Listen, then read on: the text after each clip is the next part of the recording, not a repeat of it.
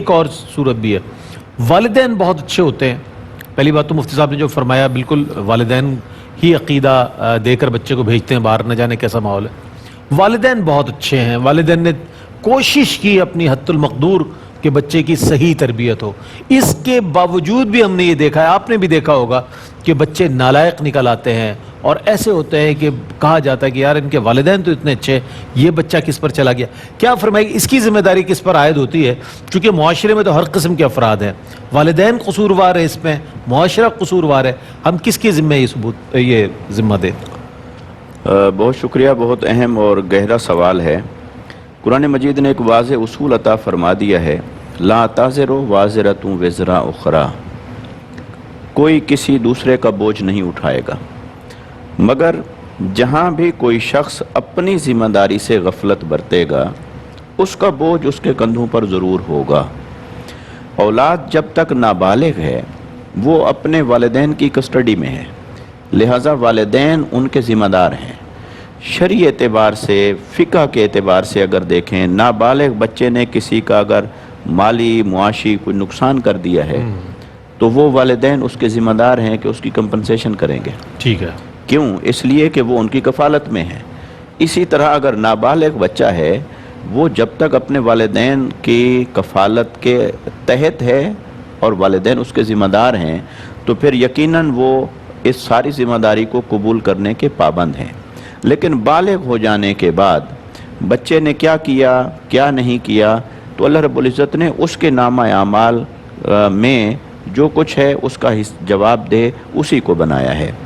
اگرچہ اس کے اندر یہ فیکٹر ضرور رہتا ہے، آخر تک رہتا ہے، کہ اگر والدین نے اچھا بیج بویا تھا اولاد کی تربیت میں تو انہیں اس کا اجر ملتا رہے گا، اور اگر والدین نے غفلت کی تھی یا برا بیج بویا تھا یا اپنے فرض میں کوتاہی کی تھی، اپنے فرض کو پورا نہیں کیا تھا، وہ جو ڈیفیشنسی اولاد کے اندر منتقل ہوگی، وہ جو کمی اولاد کے اندر آگے ایگزسٹ کرے گی، تو وہ یقیناً اس کمی کی ذمہ داری والدین پر رہے گی، چاہے وہ اولاد بالغ ہو گئی، وہ اپنی عملی زندگی میں پہنچ گئے، لیکن جو ڈیفیشنسی ان کی اپنی تربیت کی وجہ سے اولاد کے اندر آگے کنٹینیو کر رہی ہے تو اس کی لائبلٹی اور اس کی ذمہ داری والدین کے کندھوں پر رہتی ہے، چاہے اولاد بالغ ہو جائے۔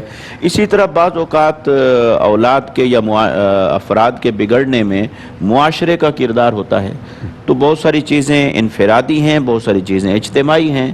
تو اگر کوئی ایسی معاشرتی طور پر کوئی سبب ہے، اجتماعی طور پر کوئی سبب ہے کسی کے بگڑنے میں، تو وہ من حیث القوم پورا معاشرہ اس کا ذمہ دار ہے۔ اور جیسے آقا علیہ السلام نے فرمایا کلکم راعن وکلکم مسئول عن رعیتہ، کہ تم میں سے ہر کوئی ایک دائرہ کار کے اندر نگران ہوتا ہے اور اس سے اس کے دائرہ کار کے متعلق سوال کیا جائے گا۔ لہٰذا اس میں والدین کی بھی ایک اپنی جورسڈکشن ہے، معاشرے کی بھی ایک اپنی دائرہ کار ہے اور ان کی جورسڈکشن ہے، اسی طرح سربراہ ریاست کی بھی ذمہ داری ہے۔ اگر ایک اور اینگل کو دیکھ لیا جائے بچوں کی تربیت کے اندر، وہ یہ ہے کہ جب سے انسان کا سفر جاری و ساری ہے بہت ساری تبدیلیاں اس کی آ رہی ہیں زندگی میں، بہت ساری فزیکل چینجز آئیں۔ جیسے آپ قدیم دور کے انسانوں کی ان کی جسمانی ساخت کے بارے میں پڑھتے ہیں، ان کے قد و قامت بڑے ہوتے تھے، طاقتور ہوتے تھے، تو وہ آہستہ آہستہ یہ ساخت، جسمانی ساخت میں تبدیلی آئی، جسمانی طاقت میں تبدیلی آئی، اوورال مجموعی طور پر۔ اسی طرح اگر آپ سائیکلوجیکلی دیکھیں، انٹلیکچولی دیکھیں، تو بچوں کی نفسیات میں اور آنے والی جنریشنز کے اندر انٹلیکچولی بہت ساری تبدیلیاں آ رہی ہیں، جو اگر ہم اس وقت کی بات کریں جس وقت ہم بچے تھے تو بچہ اپنے والدین سے کیوں کا سوال نہیں کرتا تھا، والدین نے جو کہہ دیا وہ اس کو من و ان تسلیم کرتا تھا، اس کے اوپر عمل درآمد کرتا تھا۔ لیکن انٹیلیجنٹ سمجھا جاتا ہے آج بچہ اگر کیوں کہے، لیکن آج حالات بدل گئے ہیں۔ آج آپ بچے کو فورس نہیں کر سکتے، اسے جبراً کوئی چیز نہیں منوا سکتے، وہ لاجیکل ہو گئے ہیں، بچے ریشنل ہو گئے ہیں، بچے پریکٹیکل ہو گئے ہیں، کراس کویسچن کرتے ہیں۔ اور یہ جو انٹلیکچوئل چینجز آئی ہیں یہ اللہ رب العزت کی جانب سے ہیں، یہ ایک نظام قدرت کا حصہ ہے۔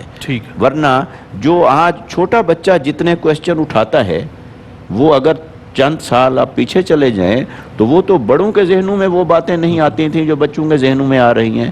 لہٰذا اب ہم اس کو محض لاٹھی سے ہانک کر سیدھا نہیں کر سکتے. اب اس کو لاجیکلی کنونس کرنا ہوگا, اس کی مائنڈ میکنگ کرنی ہوگی, اس کی اچھی تربیت کرنی ہوگی. اس کے لیے والدین کا پڑھا لکھا ہونا ضروری ہے, خود ان کا اپنا مطالعہ ہونا ضروری ہے. اگر بچے نے ایک سوال کیا ہے کہ یہ سود کیوں حرام ہے اور تجارت کیوں حلال ہے, تو آپ کو لاجک کے ساتھ بچے کی سطح پہ جا کے اس کا جواب دینا پڑے گا. اور یہ جواب تبھی دیا جائے گا جب والدین کو خود سے معلوم ہوگا. اور والدین اگر دین سے بے خبر ہیں, اخلاقیات اور اعمال احکام سے بے خبر ہیں, تو وہ کیسے اپنی اولاد کو سیٹسفائی کریں گے, کیسے انہیں جسٹیفائی کریں گے؟ اور نہیں کر پائیں گے تو پھر وہ خود رو پودا ہے, وہ اگتا چلا جائے گا, جدھر مرضی آئے گی ادھر جائے گا. اور میں ایک اور بات ایڈ کرنا چاہتا ہوں کہ اس وقت ویسٹ اور ہم اگر یہاں دیکھیں تو ایک بڑا فرق ہے.